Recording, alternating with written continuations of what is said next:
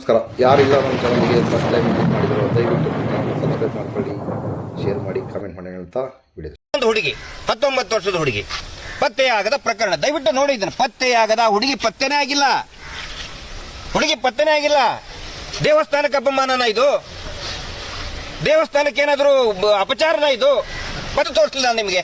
ಎಷ್ಟು ತೋರಿಸಲಿ? ಪತ್ತೆಯಾಗದ ಹುಡುಗಿಯರು ಧರ್ಮಸ್ಥಳದಲ್ಲಿನೇ, ಬೇರೆ ಕಡೆ ಎಲ್ಲ, ಧಾರವಾಡ ಅಲ್ಲ, ಹುಬ್ಳಿ ಅಲ್ಲ, ಬೆಂಗಳೂರಲ್ಲ, ಡೆಲ್ಲಿ ಅಲ್ಲ, ಧರ್ಮಸ್ಥಳದಲ್ಲಿನೇ. ಅಪಚಾರನ ಇದು? ಬಿಜೆಪಿ ಅವ್ರಿಗೆ ಹೋಗಿ ಹುಡುಕಂತ ಹೇಳ್ರಿ, ಅವನ್ನ ಬರ್ತಾ ಇದಾರಲ್ಲ ಅವ್ರಿಗೆ. ಎಲ್ಲೋ ಪಾಪ ಅಳ್ತಿರ್ತಾರೆ, ಹೆದರ್ಕೊಂಡು ಕೂತ್ಕೊಂಡಿರ್ತಾರೆ. ಮಹೇಶ್ ಶೆಟ್ಟರ್ನೇ ಬಂಧನ ನಮ್ಮನ್ನ ಎಲ್ಲಿ ಬಿಡ್ತಾರೆ ಅಂತ ಹೆದರ್ಕೊಂಡು ಕುಂತಿರ್ತಾರೆ ಅವ್ರು. ಅದ್ರ ಸಲುವಾಗಿ ಮಹೇಶ್ ಶೆಟ್ಟರ್ನ ಹಿಡಿದು ಬಂಧನ ಮಾಡೋದು, ಹಿಡಿದು ನಮ್ಮ ಮೇಲೆ ಎಫ್ಐಆರ್ ಹಾಕೋದು. ದಿನಕ್ಕೆ 4 ಎಫ್ಐಆರ್, 5 ಎಫ್ಐಆರ್ ತಗೊಳ್ಳಿ. ಇದನ್ನೆಲ್ಲ ನಿಮ್ಗೆ ಕೊಡ್ತೀನಿ, ಎಲ್ಲಾ ಕಾಪಿನೂ ಕೊಡ್ತೀನಿ. ಹುಡುಕ್ರಿ ಅವ್ರನ್ನ, ಬಿಜೆಪಿ ಅವ್ರು ಹುಡುಕಂತ ಹೇಳಿ ನೋಡಿ. ಇವೆಲ್ಲವೂ ಕೂಡ ಪತ್ತೆಯಾಗಿರುವುದಿಲ್ಲ ಹುಡುಗಿಯರದು ಪತ್ತೆಯಾಗಿರುವುದಿಲ್ಲ. ಎಲ್ಲಿ ಹೋದ್ರಂಗಾರ ಹೆಣ್ಮಕ್ಳು? ಪೊಲೀಸ್ ಸ್ಟೇಷನ್ ಅವರು ಕೊಟ್ಟಿ ಸ್ವಾಮಿ. ಇದನ್ನ ಹೋರಾಟಗಾರರೇನು ತಯಾರು ಮಾಡಿದ್ದಲ್ಲ. ಇದಕ್ಕೆ ಉತ್ತರ ಕೊಡಿ ಯಾರಾದ್ರು.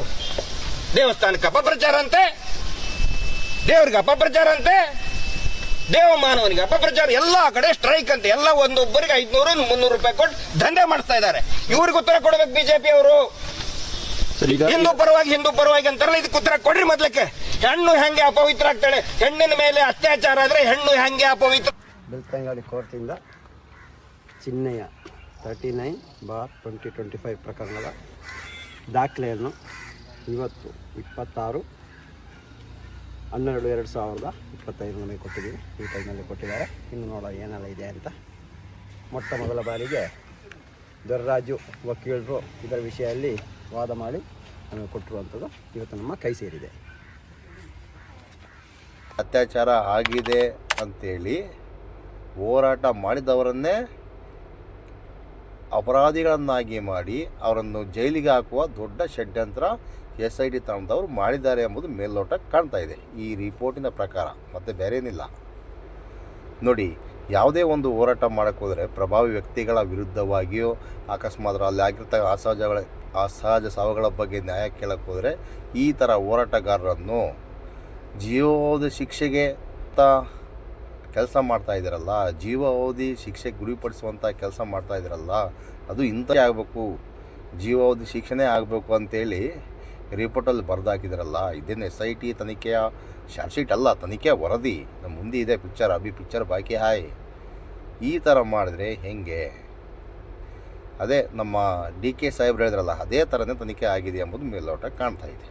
ಅವ್ರು ಹೇಳಲ್ಲ ಷಡ್ಯಂತ್ರ ಅಂತೇಳಿ ಅವ್ರ ಮೇಲೆ FIR ಹಾಕಿ ಇನ್ನೊಂದು ಮಾಡಿ ಒದ್ದೊಳಗಾಗ್ರಿ ಅಂತೇಳಿ ಹೇಳ್ಕೊಟ್ರಲ್ಲಪ್ಪ. ಅವತ್ತು ಸದನದಲ್ಲೇ ಚರ್ಚೆ ಆಗಿರ್ತಕ್ಕಂಥ ವಿಚಾರ ಏನಂದರೆ, ಗೃಹ ಮಂತ್ರಿ ಪರಮೇಶ್ವರ್ ಸಾಹೇಬರು ಮತ್ತು DK ಸಾಹೇಬರು ಒಂದು ಯಾವುದೋ ಕಟ್ ಆ್ಯಂಡ್ ಪೇಸ್ಟ್ ವಿಡಿಯೋ ಇಟ್ಕೊಂಡು ಅವ್ರನ್ನ ಒದ್ದೊಳಗಾಕಿ ಅಂತೇಳಿ ಆದೇಶ ಕೊಟ್ಟರು.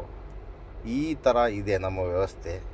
ಅಲ್ಲಿ ಆಗಿರ್ತಕ್ಕಂಥ ಅನ್ಯಾಯಕ್ಕೆ ಕೇಳೋಕ್ಕೆ ಹೋಗಿ ಒಳಗೋಗುವಂಥ ಕೆಲಸ ಮಾಡ್ತಾಯಿದ್ದಾರೆ. ಅನ್ಯಾಯಕ್ಕೆ ಒಳಗಾದಂಥವರಿಗೆ ನ್ಯಾಯ ಕೊಡಿಸುವುದಕ್ಕೆ ಹೋದರೆ ಈ ಥರ ಜೀವಾವಧಿ ಶಿಕ್ಷೆಯ ಕೇಸುಗಳನ್ನು ಹಾಕಿದರೆ ಎಷ್ಟು ಸರಿ? ನೀವೇ ಯೋಚನೆ ಮಾಡಿ ಸ್ನೇಹಿತರೆ. ದಯವಿಟ್ಟು ಧರ್ಮಸ್ಥಳ ವಿಚಾರದಲ್ಲಿ ಸರ್ಕಾರ ಬಹಳ ಮೋಸ ಮಾಡ್ತಾಯಿದೆ ಎಂಬುದು ಮೇಲ್ನೋಟ ಕಾಣ್ತಾ ಇದೆ. ನಿಮ್ಮವನ್ನು ದಯವಿಟ್ಟು ಕಾಮೆಂಟ್ ಮುಖಾಂತರ ತಿಳಿಸಿ. ನಮ್ಮ ದೊರೆರಾಜ್ ಸಾಹೇಬರು, ಜಯಂತ್ ಅವರ ವಕೀಲ್ ಆಗಿರ್ತಕ್ಕಂಥ ದೊರೆರಾಜ್ ಸಾಹೇಬರು SIT ತನಿಖೆಯ ವರದಿಯನ್ನು ಕೂಲಂಕುಷವಾಗಿ ಪರಿಶೀಲಿಸಿ ಆ ವಿಚಾರವನ್ನು ಹೇಳ್ತಾ ಇದ್ದಾರೆ. ದಯವಿಟ್ಟು ಈ ವಿಡಿಯೋವನ್ನು ಕೊನೆವರೆಗೂ ನೋಡಿ, ಎಲ್ಲಿ ಸ್ಕಿಪ್ ಮಾಡಬೇಡಿ, ಇಲ್ಲಂದರೆ ನಿಮ್ಗೆ ಅರ್ಥ ಆಗೋದಿಲ್ಲ. ನಮಸ್ಕಾರ. ವಿಡಿಯೋ ಆಗ್ತಾಯಿದೆ, ದಯವಿಟ್ಟು ನೋಡಿ.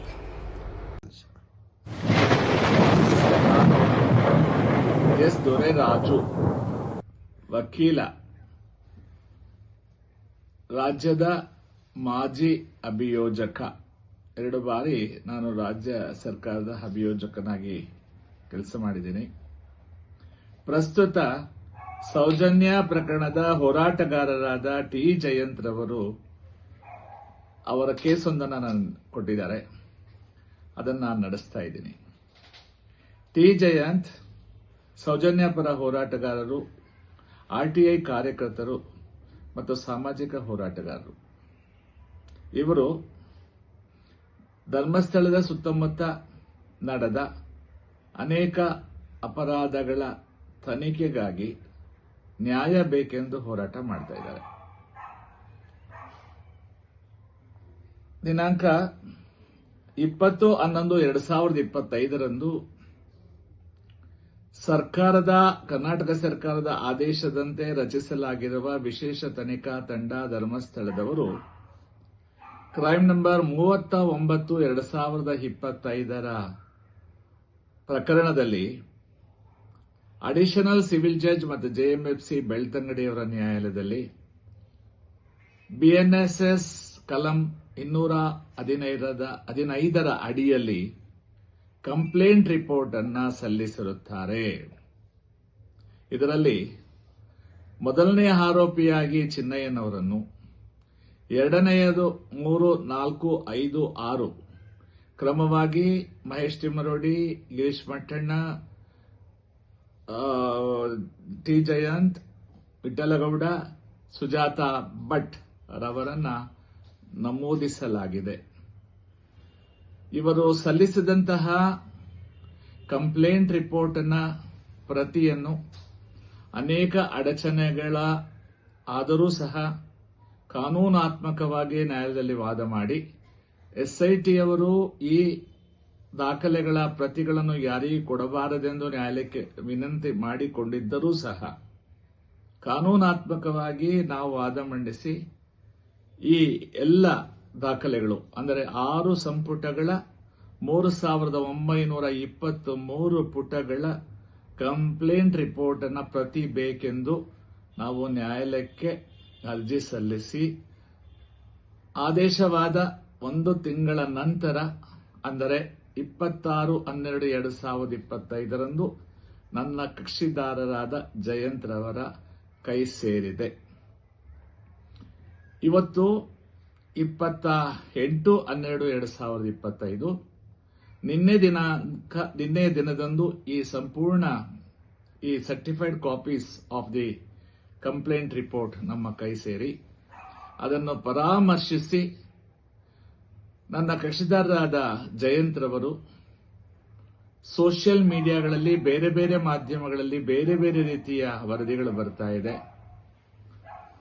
ನೀವು ನನ್ನ ವಕೀಲರಾಗಿ ಕಂಪ್ಲೇಂಟ್ ರಿಪೋರ್ಟ್ ಅನ್ನ ಅಧಿಕೃತವಾಗಿ ನೋಡಿರ್ತಕ್ಕಂಥವರು ಮಾಧ್ಯಮಗಳಿಗೆ ಸ್ವಲ್ಪ ಸ್ಪಷ್ಟೀಕರಣ ಕೊಡಿ ಸರ್, ನನ್ನ ಮೇಲೆ ತೇಜವಧೆ ತುಂಬಾ ಜಾಸ್ತಿ ಆಗ್ತಿದೆ ಅಂತ ಹೇಳಿದ್ರು. ಅದರ ಪ್ರಕಾರವಾಗಿ ನಾನು ಮಾಧ್ಯಮಗಳಿಗೆ ಈ ಮೂಲಕ ತಿಳಿಸುವುದೇನೆಂದರೆ ಎಸ್ಐಟಿ ಧರ್ಮಸ್ಥಳ ನ್ಯಾಯಾಲಯದ ಮುಂದೆ ಸಲ್ಲಿಸಿರತಕ್ಕಂಥ ಕಂಪ್ಲೇಂಟ್ ರಿಪೋರ್ಟು ಕಾನೂನಾತ್ಮಕವಾಗಿಲ್ಲ. ಅದನ್ನ ಚಾರ್ಜ್ ಶೀಟ್ ಅಂತ ಕರೆಯಲು ಸಾಧ್ಯವಿಲ್ಲ.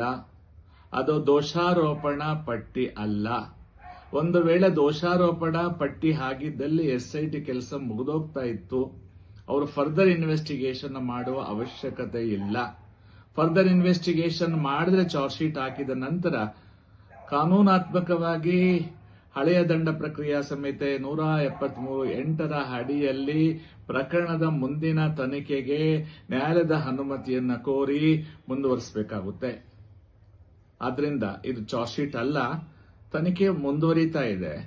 ಇದು ನಾವು ಏನಂತ ಕರಿಬಹುದು, ಸ್ಟೇಟಸ್ ರಿಪೋರ್ಟ್ ಅಂತ ಕರಿಬಹುದು, ಪೊಲೀಸ್ ರಿಪೋರ್ಟ್ ಅಂತ ಕರಿಬಹುದು, ಇನ್ವೆಸ್ಟಿಗೇಷನ್ ರಿಪೋರ್ಟ್ ಅಂತ ಕರಿಬಹುದು, ಅಥವಾ ಬಿಎನ್ಎಸ್ಎಸ್ ಕಲಂ 215 ಪ್ರಕಾರ ಕಂಪ್ಲೇಂಟ್ ರಿಪೋರ್ಟ್ ಅಂತ ಕರೆಯಬಹುದು. ಈ ಕಂಪ್ಲೇಂಟ್ ರಿಪೋರ್ಟ್ ಏನು ನ್ಯಾಯಾಲಯಕ್ಕೆ ಸಲ್ಲಿಸಲಾಗಿದೆ ಅದು ಕಾನೂನಾತ್ಮಕವಾಗಿ ನಡೆದಿಲ್ಲ. It is biased, prejudicial and not fair, and it is not in accordance with law. Totally, it is a tainted report. ದೂರುದಾರರನ್ನ ಯಾರು ಸಾರ್ವಜನಿಕ ಹಿತದೃಷ್ಟಿಯಿಂದ ನ್ಯಾಯ ಕೇಳಲು ವರ್ಷಗಟ್ಟಲೆ ಹೋರಾಟ ಮಾಡ್ತಾ ಇದ್ರು, ಅವರನ್ನೇ ದೂರುದಾರರನ್ನೇ ಆರೋಪಿಗಳನ್ನಾಗಿ ಮಾಡಿ ಈ ಒಂದು ವರದಿಯನ್ನು ಸಲ್ಲಿಸಲಾಗಿದೆ. ವರದಿ ಸಲ್ಲಿಸಿದ ನಂತರ ಮಾನ್ಯ ಬೆಳ್ತಂಗಡಿ ನ್ಯಾಯಾಲಯದಲ್ಲಿ 2-3 ಬಾರಿ ಇದು ಈ ವರದಿ ಊರ್ಜಿತವಾಗತಕ್ಕದ್ದೇ ಅಥವಾ ಇಲ್ಲವೇ ಎನ್ನುವ ವಿಚಾರಕ್ಕೆ ಸಂಬಂಧಪಟ್ಟಂತೆ ಮುಂದೂಡಲಾಗಿದ್ದು ಅದು ಇನ್ನೂ ಬಾಕಿ ಇರುತ್ತದೆ. ಈ ಮಧ್ಯೆ ಮಾಧ್ಯಮಗಳಲ್ಲಿ ಇವರು ಇಷ್ಟರಲ್ಲೇ ಬಂಧನಕ್ಕೆ ಒಳಗಾಗಿ ಜೈಲಿಗೆ ಹೋಗುತ್ತಾರೆಂದು ಬಿಂಬಿಸಲಾಗಿದೆ. ಈ ರಿಪೋರ್ಟಿನ ಪ್ರಕಾರ ಇದು ಊರ್ಜಿತವಾಗತಕ್ಕಂಥ ರಿಪೋರ್ಟ್ ಅಲ್ಲ. ಇದು ಯಾವುದೇ ಕಾನೂನಿನ ಕಲಂಗಳ ಅಡಿಯಲ್ಲಿ ಚಾರ್ಜ್ ಶೀಟ್, ದೋಷಾರೋಪಣಾ ಪಟ್ಟಿ ಅಂತ ಅನಿಸಿಕೊಳ್ಳುವುದಿಲ್ಲ.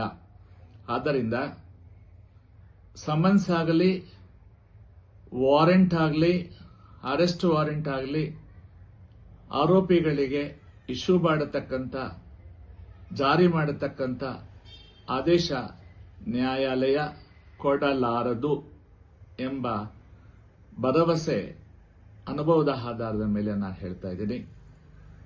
ಒಟ್ಟಲ್ಲಿ this complaint report is a tainted report.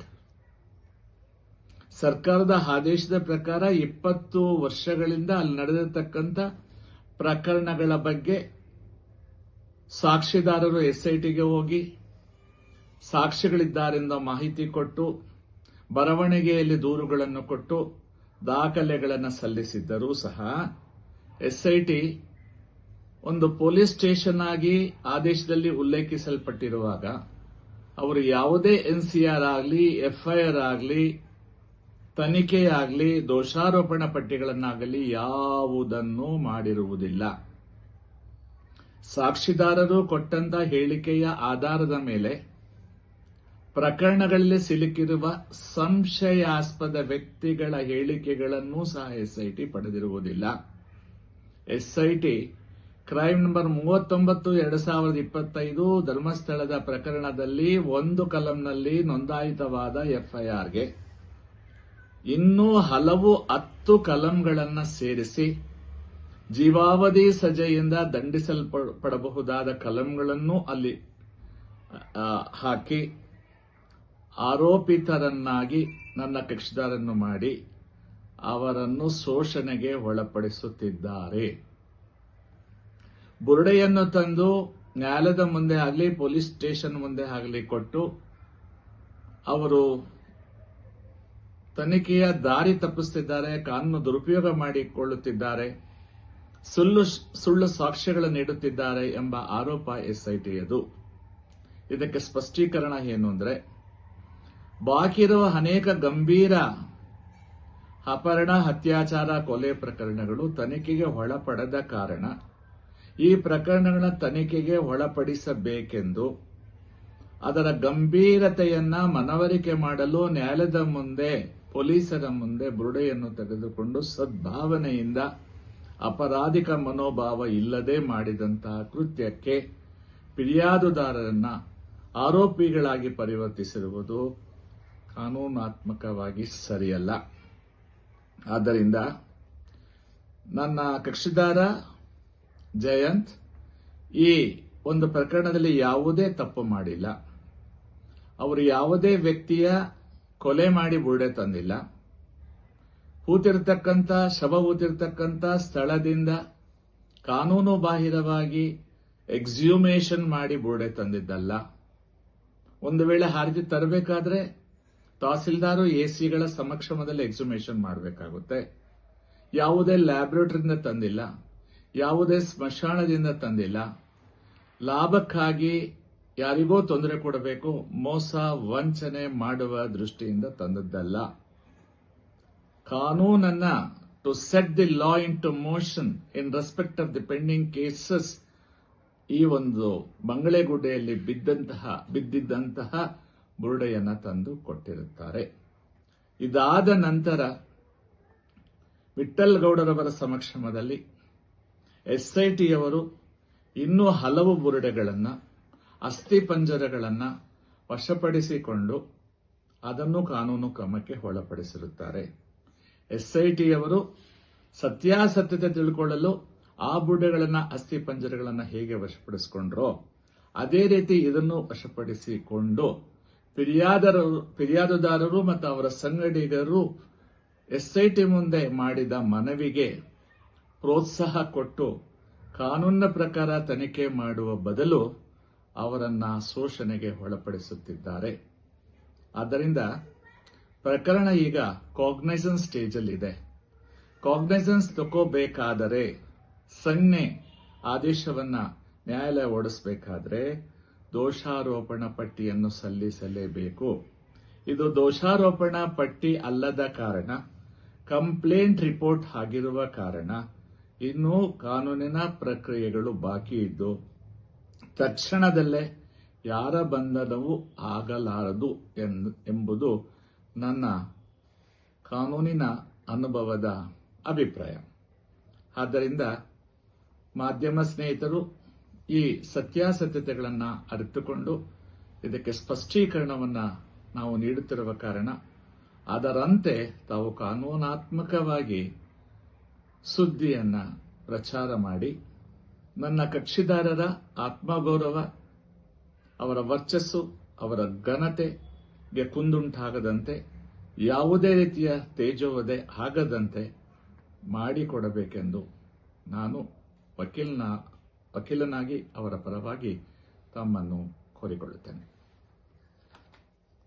ನಮಸ್ಕಾರ.